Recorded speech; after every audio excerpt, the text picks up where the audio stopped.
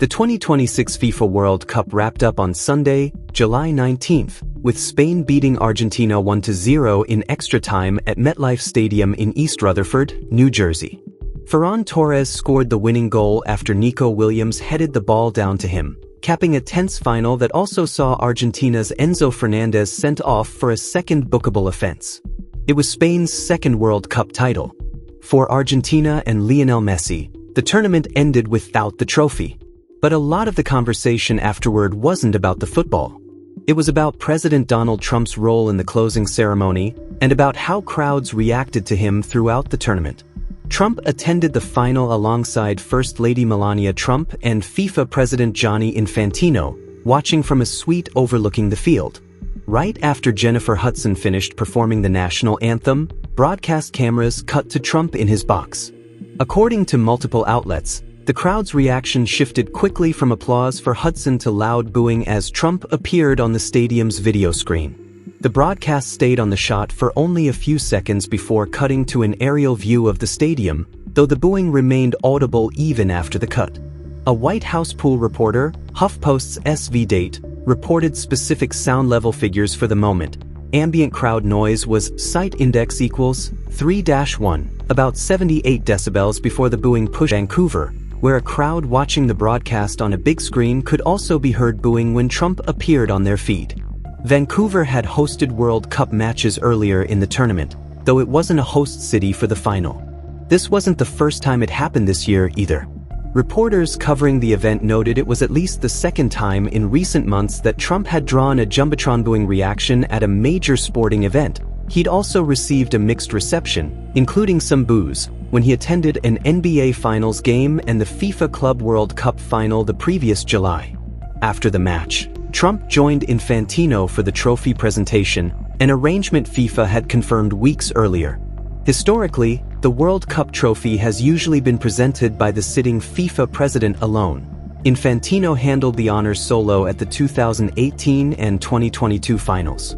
Heads of state have occasionally taken part in the past. Spain's King Juan Carlos presented the trophy in 1982, and Queen Elizabeth II did the honors in 1966. Infantino announced in late June that he and Trump would present the 2026 trophy together, telling Fox News they'd be handling the final together. As Trump walked onto the field with Infantino for the post-match ceremony, the crowd again reacted with a mix of cheers and boos.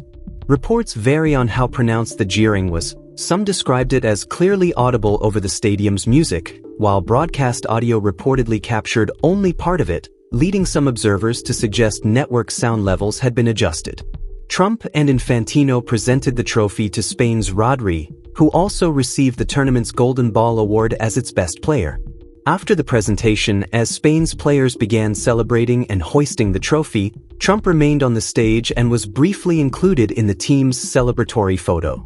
Video from the scene shows Infantino appearing to gesture Trump toward the exit and, in some clips, taking hold of his arm before Trump moved off the stage. An Australian broadcaster's microphone reportedly picked up an off-air comment suggesting producers would likely edit Trump out of the celebration footage, a moment that circulated widely online afterward. It's worth noting this wasn't a one-off.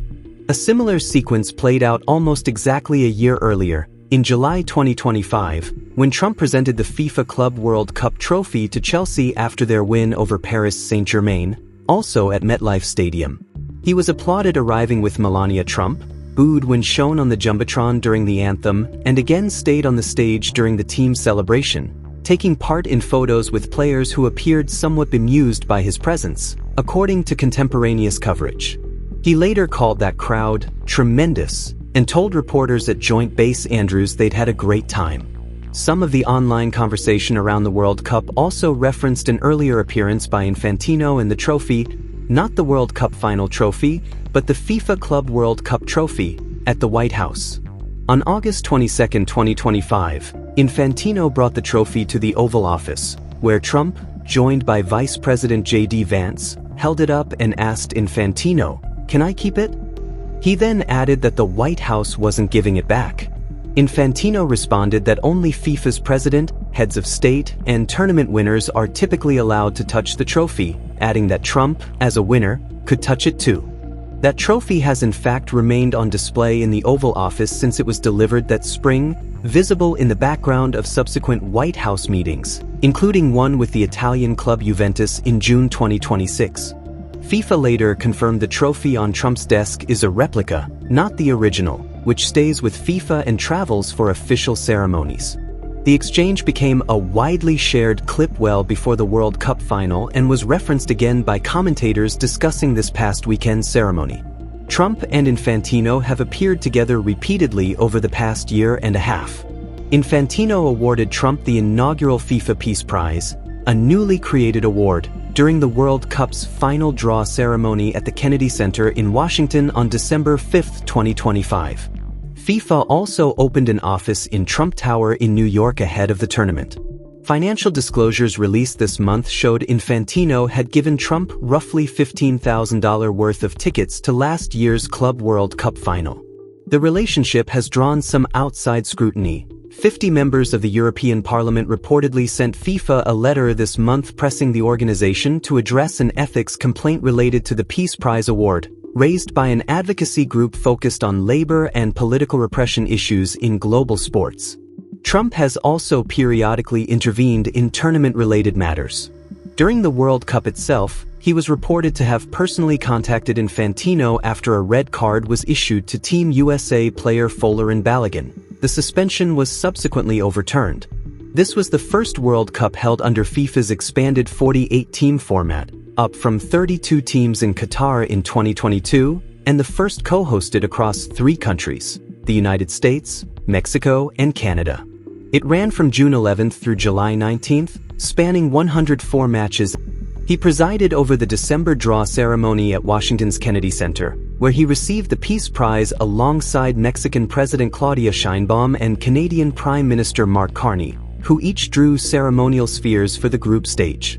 He also spoke publicly during the lead-up about wanting the authority to relocate matches out of Democratic-led host cities if he judged conditions unsafe, saying he would ask Infantino to move games if needed. Separately, the run-up to the draw included a dispute over U.S. visa policy. Iran initially said it would boycott the December ceremony after the U.S. denied visas to some of its delegation, before reversing course and sending representatives after all. Throughout the tournament and in the months leading up to it, Trump attended a number of high-profile sporting events beyond the World Cup itself, including the U.S. Open men's tennis final, the Ryder Cup, and NBA Finals games for the New York Knicks, several of which also drew mixed crowd reactions, according to contemporaneous reporting. Coverage of Sunday's ceremony in the days that followed focused heavily on the crowd's response and on Trump's decision to remain on stage during Spain's celebration. Several outlets framed it as part of a pattern. Trump has now been booed at both of the last 2 major FIFA finals held on U.S. soil, the 2025 Club World Cup and the 2026 World Cup, as well as at other marquee sporting events he's attended during his second term. Commentary pieces and social media posts circulating afterward described the on-field moment, in which Infantino appeared to steer Trump toward the exit as Spain's players celebrated, as an awkward or uncomfortable scene, though accounts differ on how deliberate or significant the moment actually was. The White House did not immediately respond to requests for comment from several outlets that reported on the booing. Trump himself, after last year's Club World Cup ceremony, described that crowd as tremendous and said afterward that, "We had a great time," when speaking to reporters upon landing back in Washington, remarks made before this year's final, but frequently cited alongside this year's coverage as a point of comparison. Spain are the 2026 World Cup champions, having beaten Argentina 1-0 in extra time to claim their second title. Rodri, Spain's midfielder, was presented with both the trophy and the tournament's Golden Ball award as its best player. The football itself was, by most accounts, a tightly contested final capping a 6-week tournament across 3 countries. Trump's role in the closing ceremony, and the audible crowd reactions to his appearances throughout the event, from the anthem broadcast to the trophy presentation, has become one of the more widely discussed side stories of the tournament's conclusion, running alongside coverage of the match and Spain's championship win.